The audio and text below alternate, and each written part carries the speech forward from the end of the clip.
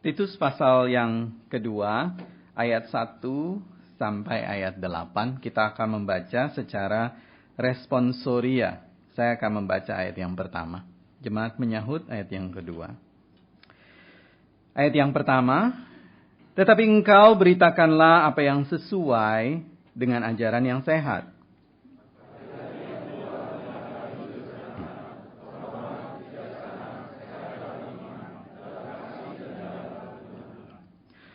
Demikian juga perempuan-perempuan yang tua, hendaklah mereka hidup sebagai orang-orang beribadah. Jangan memfitnah, jangan menjadi hamba anggur, tetapi cakap mengajarkan hal-hal yang baik.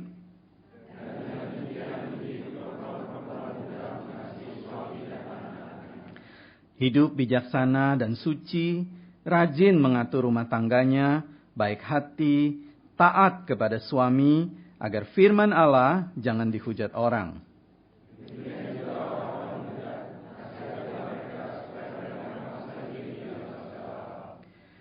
Dan jadikanlah dirimu sendiri sebagai suatu teladan dalam berbuat baik. Hendaklah engkau jujur dan bersungguh-sungguh dalam pengajaranmu bersama-sama.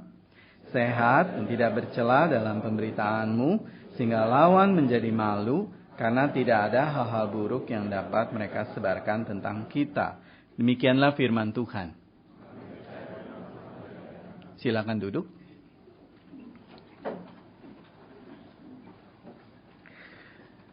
Selamat pagi jemaat Tuhan. Kita bersyukur pada Tuhan ya. Di bulan ini kita masuk ke bulan keluarga dan banyak membahas tema-tema tentang keluarga. Bapak Ibu Saudara, kalau kita berbicara tentang rumahku, keluargaku adalah rumahku, ini satu tema yang sebetulnya bisa macam-macam begitu ya, muncul pemikiran ketika mendengar tema ini. Ada orang-orang yang ketika mendengarkan tema ini lalu berkata, itu mah klise gitu ya. Kayak judul sinetron begitu. Keluargaku adalah rumahku. Ada yang bisa berpikir begitu. Tapi ada juga yang berpikir, iya nih, ini penting sekali. Apalagi buat kita yang tinggal di kota besar ya, di negara yang besar, negara yang percepatan ekonominya ataupun juga kehidupannya sehari-hari itu cepat sekali seperti Singapura. Dan juga yang membuat, kalau saya boleh katakan begitu ya, sedikit banyak mau tidak mau mendisintegrasi keluarga begitu. Mau tidak mau begitu, karena banyak hal yang harus dilakukan seperti itu. Kelihatannya jadi tema ini tuh sangat relevan begitu ya. Kita membahas keluargaku adalah rumahku. Bapak Ibu Saudara yang terkasih di dalam Tuhan, home sweet home ya. Itu adalah satu ungkapan yang umum, satu ungkapan yang manis sekali. Ungkapan yang menjadi impian banyak keluarga. Semua orang yang menikah, yang belum menikah juga begitu ya. Yang akan menikah juga. Dan yang berencana untuk tidak menikah, juga pengennya tuh punya home sweet home begitu. Ya, jadi orang menikah tuh tidak pengen keluarganya berantakan. Pasti dia pengen keluarganya bahagia begitu. Nah biasanya ini ungkapan ini baru muncul misalnya di orang-orang yang baru gitu ya, baru menikah begitu, tahun-tahun pertama gitu. Nah, ini ungkapan ini sering muncul. Jadi waktu mendekor rumah itu didesain bagus, lalu dipasanglah itu tulisan home sweet home, supaya entah itu sang suami atau istri walaupun sibuk di luar ya, walaupun sibuk mengurus rumah tangga, selalu ingat rumah ini adalah rumah kita. Rumahku, istanaku begitu. Ada juga mungkin yang baru punya anak gitu ya. Nah, biasanya home sweet home ditambah ada gambar bayi kecil sambil ngemut empeng gitu ya. Ada dot di mulutnya gitu. Wah, ini Tuhan kasih sukacita yang besar di keluarga kita. Ada jemaat satu di rumah kan gitu ya. Tambah. Nah, ini kita rawat bersama sukacita, ditempel di situ fotonya. Foto waktu lahir, foto 1 bulan ya, foto 1 tahun. Tapi kalau ibu biasanya foto tiap hari itu ada tuh begitu ya. Tiap hari dia bergerak ke kiri berapa derajat begitu kan. Dia tengkurap, dia ini ada. Itu luar biasa itu benar-benar ya. Jadi itu kalau didokumentasi lengkap semuanya begitu. Kenapa? Karena itu sukacita yang besar.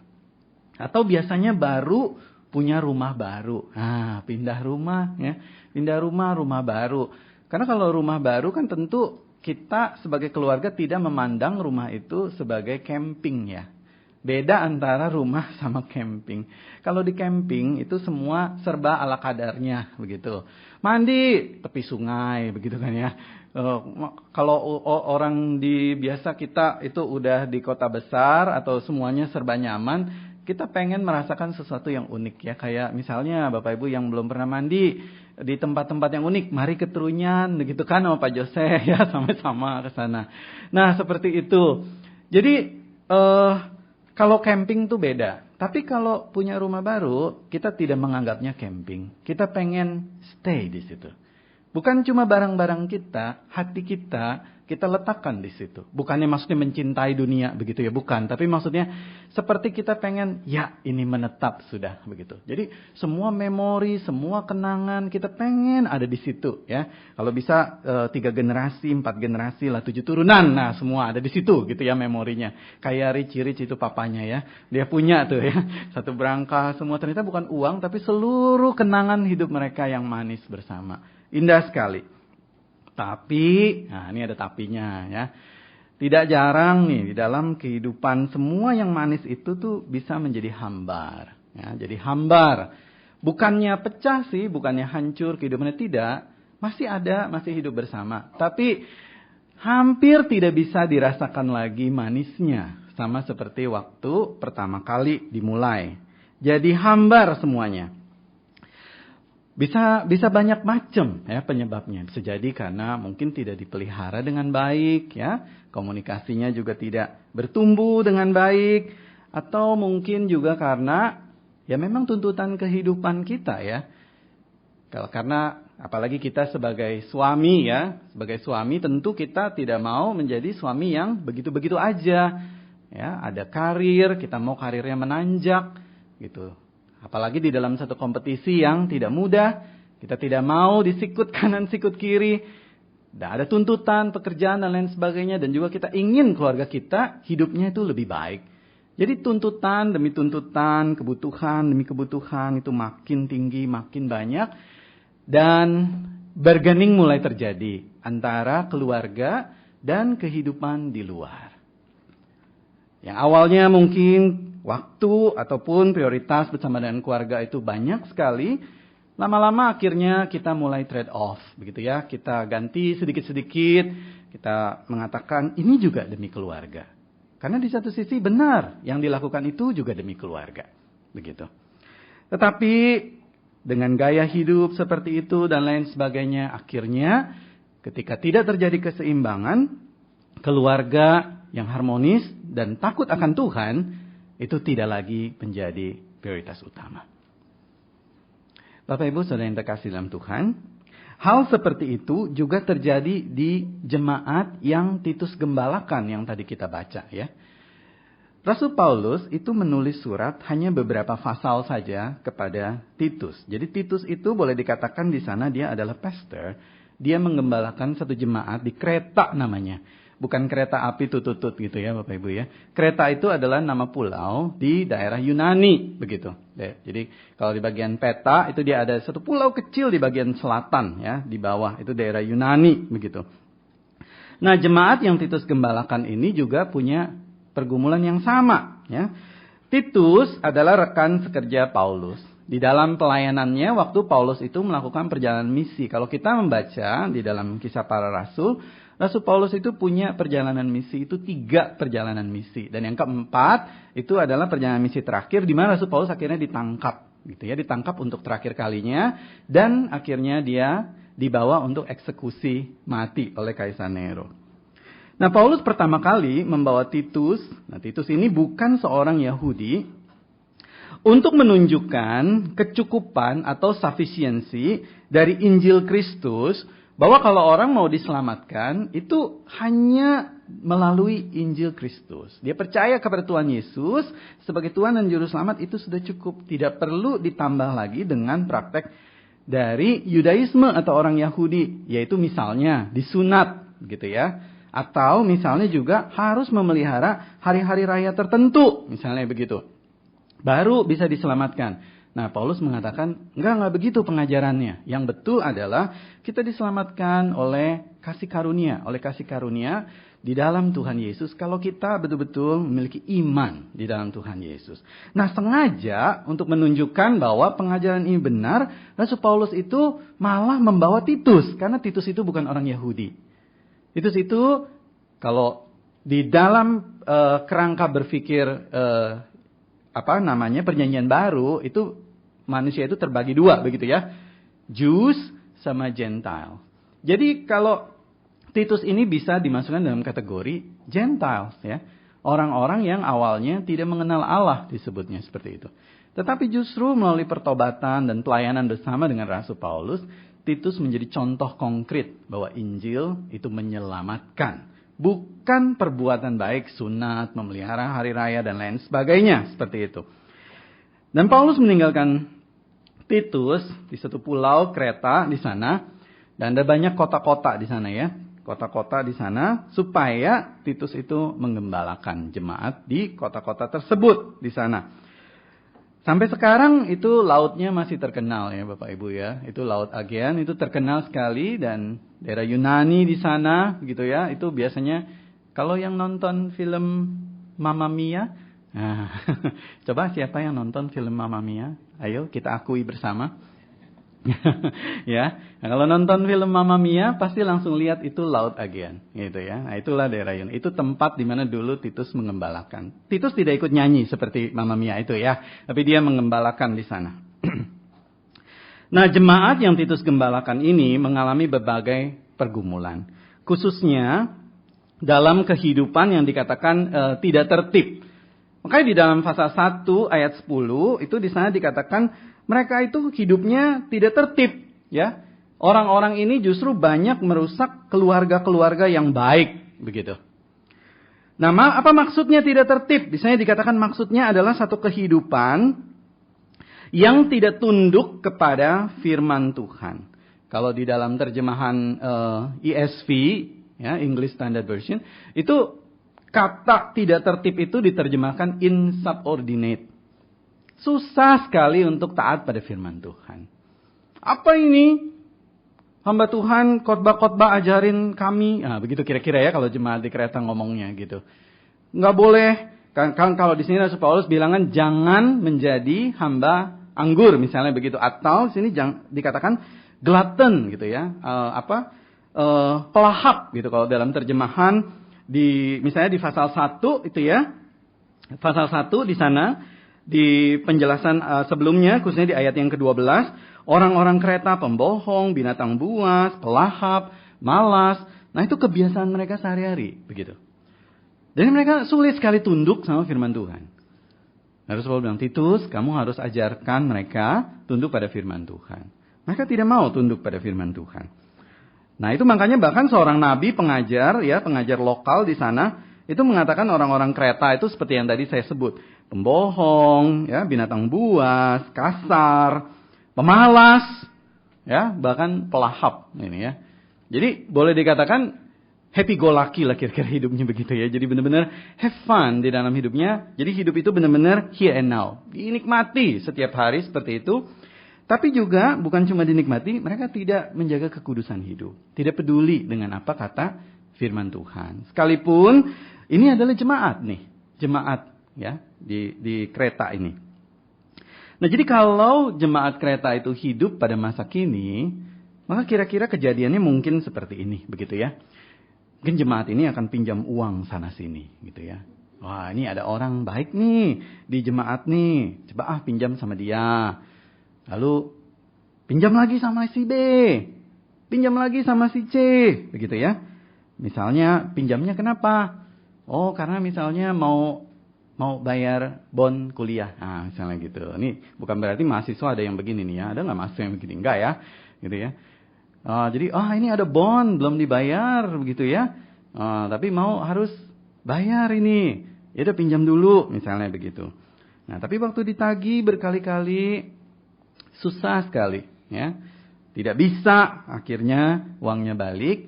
Tapi waktu dilihat kok kehidupannya borju gitu. Kok kehidupannya glutton ya. makan ini itu, bebas mau-maunya, tetapi kehidupannya berbohong dan mengambil keuntungan dari orang lain. Nah, jadi kira-kira begitulah gambaran jemaat di Kreta itu. Dan ketika ditegur, gitu ya, bilangnya, ya nggak apa-apa lah, gitu ya, sama-sama jemaat Tuhan, sama-sama anak Tuhan, gitu. Nah, Bapak Ibu Saudara yang terkasih, itu adalah gambaran satu kehidupan di jemaat yang Titus gembalakan. Dan Rasul Paulus katakan, orang-orang yang seperti itu berbahaya. Walaupun mereka ada di dalam lingkungan jemaat Tuhan, tetapi nilai-nilai hidup mereka itu sangat dipengaruhi oleh nilai-nilai hidup yang ada pada waktu itu. Ya, jadi nilai kehidupan Yunani, nilai kehidupan Yudaisme juga yang mix pada waktu itu, ya, menghalalkan segala cara, lalu mereka sangat mengumbar nafsu dan lain sebagainya. Itu enggak apa-apa kata mereka, di-embrace gitu ya, diterima semuanya pada waktu itu. Mereka tidak dikuasai oleh firman Tuhan. Nah, Rasul Paulus mengatakan, orang-orang yang seperti itu, ayat 11b nih ya, ayat 11b, pasal 1 ayat 11b. Orang-orang yang seperti itu mengacaukan banyak keluarga. Saya garis bawahi. Orang-orang seperti itu mengacaukan banyak keluarga. Karena hidupnya tidak integritas. Hidupnya tidak bisa jadi teladan. Apa yang dikatakan dan apa yang dilakukan itu dua hal yang berbeda. Dan tidak tanggung-tanggung, Rasul Paulus berpesan kepada Titus, orang-orang yang semacam itu, ayat 11a, di sana dikatakan apa? Harus ditutup mulutnya. Wah, ini Pak Yudi ditutup mulutnya pakai apa? Masa pakai bakpao misalnya begitu ya? Enggak. Maksudnya ditutup mulutnya itu adalah harus ditegur dengan tegas. Tidak boleh seperti itu. Rasul Paulus katakan. Nah, itulah sebabnya kalau kita membaca di dalam pasal 2 ayat 1 di sana dikatakan tetapi engkau. Nah, tetapi engkau langsung berbeda, Rasul Paulus katakan. Engkau ini adalah Titus. Tetapi engkau Titus, engkau harus beritakan apa yang sehat di sana dikatakannya. Engkau itu adalah man of God. Engkau adalah hamba Allah. Engkau harus memberitakan apa yang benar. Nah, apa yang benar atau ajaran yang sehat itu seperti apa? Nah, Rasul Paulus di sini unik sekali. Kalau di dalam kita menggali begitu ya ayat ini, pasal 2 ayat 1, itu kata ajaran itu memakai satu istilah yang khusus. Itu dipakai istilahnya didaskaloi begitu. Nah, itu sebenarnya adalah satu kumpulan yang merujuk kepada doktrin. Jadi doktrin-doktrin dasar di dalam iman Kristen, Rasul Paulus katakan kepada Titus, Titus, kamu harus ajarkan itu kepada mereka. Nah, tapi ajarkannya dengan cara bagaimana? Nah, ini unik. Sebab diajarkannya itu adalah di dalam ayat yang kedua. Bukan cuma diajarkan lewat katekisasi, Titus. Begitu. Jadi Rasul Paulus katakan bukan seperti itu. Bukan cuma lewat katekisasi. Bukan cuma lewat pembinaan. Tetapi ternyata ayat yang kedua. Lewat kehidupan sehari-hari. Itu harus nyata, Titus. Kira-kira begitu. Di ayat yang kedua di sana dikatakan, ini adalah pesan untuk para laki-laki. Nah, laki-laki yang tua, begitu ya. Maksudnya adalah laki-laki yang dewasa di sini. Laki-laki yang dewasa itu hendaklah hidupnya sederhana. Nah, itu poin yang penting yang pertama. Susah ini untuk hidup sederhana ini ya. Hiduplah sederhana.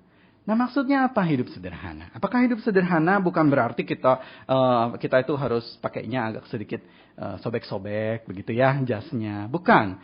Tetapi hidup sederhana itu adalah hidup yang dilandasi oleh rasa syukur. Seperti yang diajarkan oleh Tuhan Yesus apa? Berikanlah kami pada hari ini makanan yang sebanyak-banyaknya ya Tuhan. Tidak. Berikanlah kami pada hari ini, kalau saya terjemahkan begitu ya. Berikanlah kami pada hari ini rezeki yang cukup. Cukup artinya kita itu bersyukur kepada Tuhan. Jadi sederhana itu bukan berarti kita itu Misalnya ada pork belly begitu ya di depan ya, ada pork belly, ada roasted duck begitu. Wah, enak-enak semuanya ya, steam fish semuanya enak-enak. Kita pilihnya cuma chaisim begitu kan ya. Kita pilihnya cuma yang nggak enak. Enggak, bukan begitu.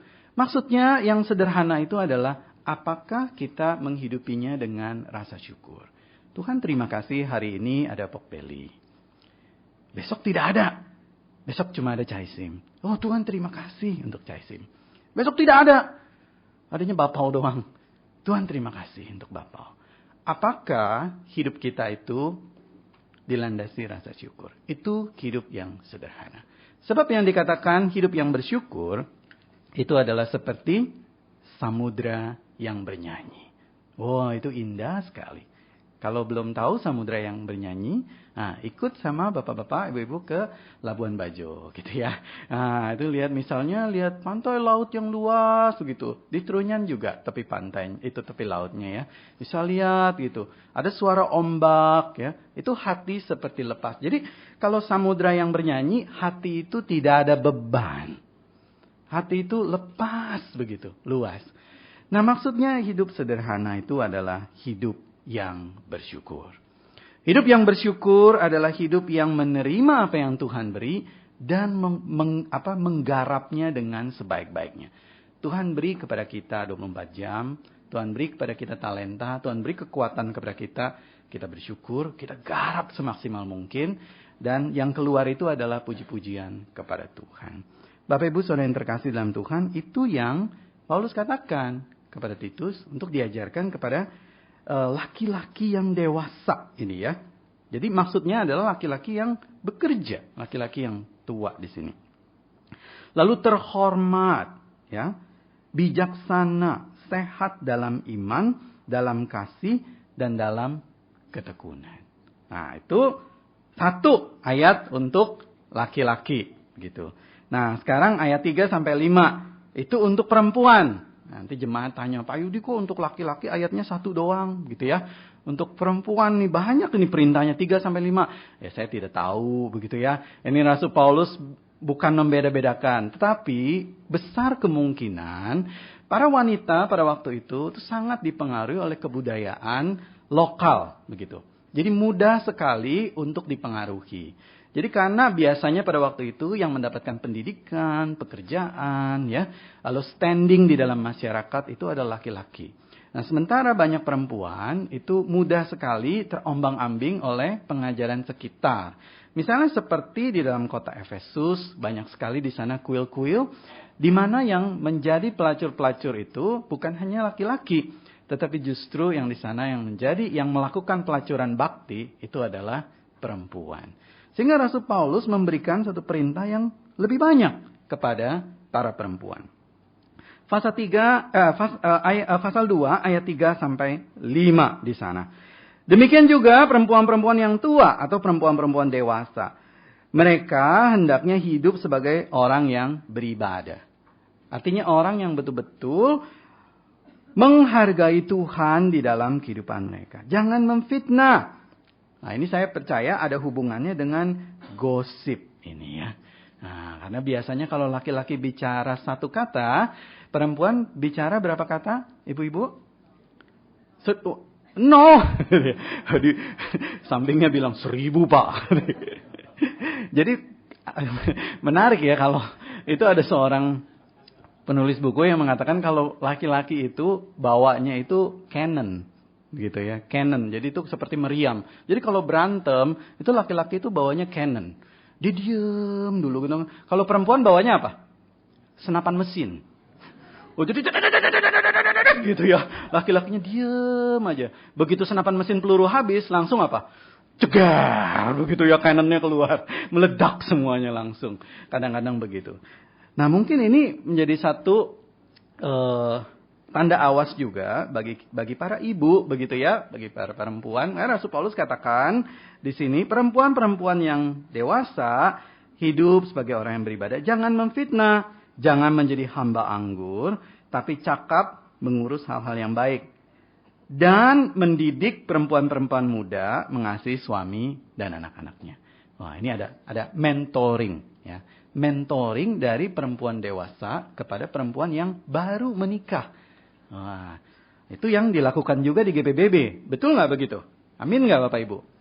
Amin? Kurang aminnya ya. Gitu ya.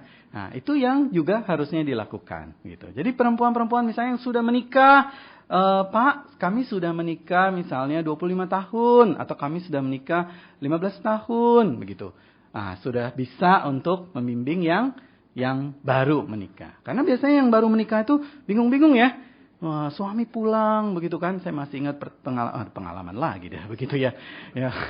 Waduh. Kadang-kadang kan kita kalau menikah, kalau suami itu katanya kalau mau memenangkan hati suami, masuklah lewat apanya? Lewat apanya? Ayo ngaku. Lewat perutnya katanya begitu ya. Gimana Pak dikit-kitik begitu ya? Bukan. Maksudnya dimasakin katanya gitu. Dimasakin makanan yang sesuai begitu ya dengan keinginannya katanya begitu. Saya pernah minta tolong masakin kacang panjang tumis gitu ya. Sama istri waktu pertama kali, Bu Stella. Yang muncul di meja bukan kacang panjang tumis begitu, tapi semua sayur yang ada di pasar pada waktu itu yang dia temukan begitu. Karena dia berpikir apa? Kacang panjang tumis nggak ada, yang ada ini. Ya saya mix saja semuanya, jadinya capcay begitu kan ya. Harusnya sih nggak apa-apa gitu. Cuma karena baru waktu itu, kenapa ini kasih capcay gitu ya? Bapak Ibu, wanita-wanita yang masih muda sangat membutuhkan bimbingan. Sangat membutuhkan bimbingan dari wanita-wanita yang lebih dewasa tentunya ya. Jadi di KW sangat baik jika itu dilakukan. Nah, ini yang dikatakan oleh Rasul Paulus. Karena banyak wanita-wanita muda, waduh, mereka jadi kacau begitu ya. Jadi bingung di Pulau Kreta itu. Nah, lalu dilanjutkan di sana. Ayat 5. Hidupnya bijaksana, lalu suci, rajin mengatur rumah tangga, baik hati, taat kepada suami. Itu garis bawahi gitu ya. Ini Pak Yudi yang khotbah laki-laki sih katanya gitu ya. Bukan, tapi memang karena perintah firman Tuhan, kalau untuk istri itu adalah apa perintahnya? Tunduk kepada suami. Kalau kepada suami, apa perintahnya? Mengasihi istri. Nah, itu tunduk itu tidak bisa begitu dia married. Seperti kemarin ya misalnya ya, saudara-saudari kita ya, Yonas Yulin married kan bersama begitu, itu kan ada janji ya, kita juga dulu waktu married kan janji nikah. Saya, Yudi, saya mengambil engkau, misalnya Stella istri saya yang sah begitu ya dalam iman, saya berjanji akan begini terus. Nah, setelah selesai menikah, lalu dia juga kan berjanji juga kan untuk tunduk gitu. Nah, apakah selesai menikah itu langsung dilakukan? Tidak langsung begitu. Karena ternyata hal itu butuh latihan. Gitu. Seperti tadi ya Pak Erwin bilang tidak ada manual booknya. Nah begitu, tidak ada manual booknya. Jadi ternyata yang butuh latihan itu caranya dari mana? Salah satu caranya adalah dari mentoring. Ibu-ibu yang dewasa ya, keluarga yang dewasa itu membimbing keluarga yang muda supaya istri taat kepada suami.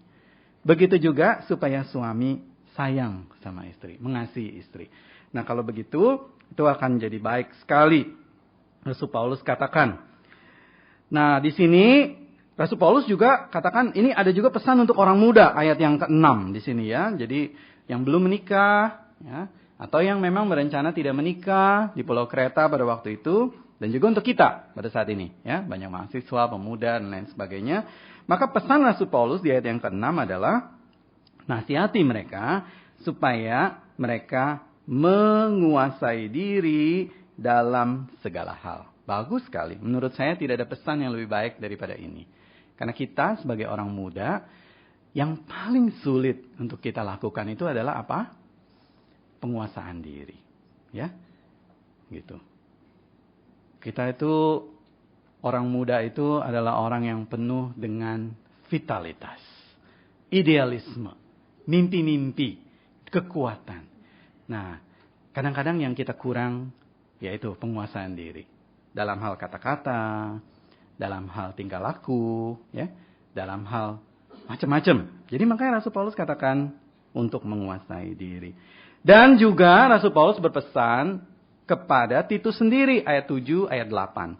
Kamu Titus Kamu sebagai pastor di sana, kamu harus juga menjaga diri di sana. Jadikan dirimu teladan dalam berbuat baik, jujur, sungguh-sungguh dalam pengajaran sehat, tidak bercela dan lain sebagainya. Supaya menjadi teladan di sana. Bapak Ibu Saudara yang terkasih di dalam Tuhan, dengan demikian pemahaman dan pengajaran yang baik yang tadi dikatakan didaskaloi itu ya di ayat yang pertama, itu bisa diwujudkan di dalam satu kehidupan keluarga yang harmonis, keluarga yang sehat. Sehingga kehidupan jemaat di Kreta itu, mereka menjadi jemaat yang menjadi teladan. Tujuannya cuma satu sebetulnya. Supaya, di sana dikatakan, firman Tuhan itu jangan dihujat orang. Maksudnya apa? Oh, kamu dari mana? Dari jemaat Kreta ya? Oh, jemaat Kreta yang itu ya? Yang apa? Yang kalau pergi kemana-mana ini suka bohong ya? Nah, misalnya gitu. Oh, kamu dari jemaat Kreta yang ketahuan tuh hidupnya tidak kudus ya, begini. Ketahuan, terkenal gitu jeleknya seperti itu. Nah, itu jangan seperti itu. Begitu juga dengan jemaat kita, begitu di GPBB. Bapak Ibu Saudara yang terkasih, ini yang Rasul Paulus katakan. Nah, dari penguraian firman Tuhan ini, kita mau belajar paling sedikit 2 hal, ya. Ada banyak yang bisa kita petik, tapi paling tidak kita bawa pulang 2 hal ini. Yang pertama yang harus kita bawa adalah kita belajar dari jemaat Kreta ini mewaspadai nilai-nilai yang berkembang di dalam masyarakat di mana kita hidup. Tadi kita ingat bahwa jemaat Kreta itu sangat dipengaruhi oleh kebudayaan lokal atau kebiasaan-kebiasaan yang ada di sekitarnya. Sehingga mereka menjadi orang yang suka berbohong, ya. Mereka menjadi orang yang dikuasai oleh nafsu makan dan mereka mudah sekali mabuk oleh anggur. Lalu mereka itu kasar dan lain sebagainya. Itu semua adalah nilai-nilai yang ada di dalam kebudayaan pada waktu itu. Mereka sangat dipengaruhi. Bagaimana dengan kita di dalam kebudayaan kita di Singapura ini? Nah, saya mau menyoroti ini 2 saja ya, 2 hal saja. Yang pertama dalam hal relasi pernikahan. Nah, mungkin awal mula kita membangun pernikahan tentu ideal ya. Nah, firman Tuhan ya menjadi dasar. Kita rajin saat teduh. Nah, biasanya kalau menikah kan dikasih Alkitab ya menjadi dasar. Kita juga punya family altar. Nah, seiring dengan waktu berjalan, karir kita menanjak, Bapak Ibu Saudara, apakah kita masih bersaat teduh bersama dengan istri kita? Masih enggak sampai sekarang? Apakah kita masih berdoa bersama? Saya sedih kalau saya bertanya kepada jemaat, masih enggak berdoa dengan pasangannya? Ada waktu berdoa, minimal seminggu sekali. Bagus-bagus kalau setiap hari ya. Karena saya berdoa sih Pak, berdoa bersama, saya berdoa, dia berdoa, tapi tempatnya ya dia di dapur, saya di kamar, misalnya begitu. Atau dia di mana ya berdoa sih semua, tapi beda kalau kita tuh berdoa bersama-sama. Sebab kadang-kadang Tuhan justru mengungkapkan isi hati kita di tengah-tengah doa bersama itu. Saudara tidak percaya, lakukanlah itu. Itu betul. Ya, Tuhan bekerja di dalam doa. Saya sedih kalau misalnya saya bertanya kepada jemaat, masih nggak berdoa dengan pasangan? Dia ingat-ingat, lama begitu ingat. Saya udah mulai sedih tuh, begitu ya. Lama begitu ya. Terus dia bilang, udah kagak sih katanya begitu ya. Udah enggak sih, dulu masih. Itu saya agak sedih begitu. Saudara berdoalah dengan pasangan, ya. Kalau tidak ada pasangan, ya belum menikah, ya nanti begitu ya kan berdoa dengan teman begitu. Kalau misalnya kita single parent, berdoa dengan anak-anak. Tapi Ibu Saudara, ini hal yang penting sekali, ya. Kalau setiap tahun ya didorong kita untuk family altar, itu adalah sumber kekuatan kita. Nah, misalnya kita makin sibuk ya, mau beli rumah apa segala macam, beli mobil, kita kerjanya makin keras dan lain sebagainya. Nah, biarlah kita tidak meninggalkan hal-hal yang paling prinsip. Yang paling prioritas ya, dalam hidup kita. Nah, yang kedua adalah tentang parenting. Tentang parenting ini, nah seiring dengan bertumbuhnya anak, biasanya anak lahir ya. Saya tuh belum pernah melihat di Facebook atau dimanapun kalau visit gitu ya. Atau di dalam... Di negara-negara lain juga, kalau misalnya keluarga itu dapat anak, lalu dia berkata, aduh Tuhan mengutuk saya, itu tidak pernah. Jadi pasti selalu ditulis, terima kasih Tuhan untuk sweet bundle of joy. Misalnya kayak begitu, dia tulis, posting begitu. Itu waktu anak itu lahir. Nah, seiring dengan anak itu berkembang, nah, saya sih belum punya anak ya. Nah, sama istri juga belum punya anak sampai sekarang. Nah, tapi karena Bu Stella itu, dia adalah konselor anak, juga waktu di Malang, tuh hampir setiap hari, bahkan sehari itu bisa 3-4 anak yang datang. Jadi banyak sekali, kami jadi cukup tahu gitu, tentang pergumulan anak-anak. Jadi kadang-kadang anak udah mulai besar, udah sekolah, yang awalnya disebut sebagai sukacita dari Tuhan, lama-lama dilihat, kenapa di rumah saya bisa ada monster kayak begini, begitu ya. Susah banget diatur, begitu. Susah banget, apalagi udah gedean sedikit, remote lah diambil sama dia, begitu ya. Apalah dipecahin sama dia, tidak mau nurut, begitu. Didisiplin sedikit, ntar dia ngomongnya bisa beda lah sama mamanya, begitu. Jadi anak itu bisa membuat suami sama istri juga ribut kadang-kadang. Jadi kadang-kadang bisa repot. Nah, lalu di Singapura juga mungkin bisa menjadi struggle kita. Apa yang awalnya menjadi sukacita dari Tuhan, sweet bundle of joy itu, bisa berubah menjadi seolah-olah kita melihat anak itu membelenggu kita. Mungkin dulu kita bebas, bisa kemana-mana. Tidak ada anak ya, bebas mau kemana. Mau studi lanjut, mau melakukan apapun. Wah, ini sekarang saya ada anak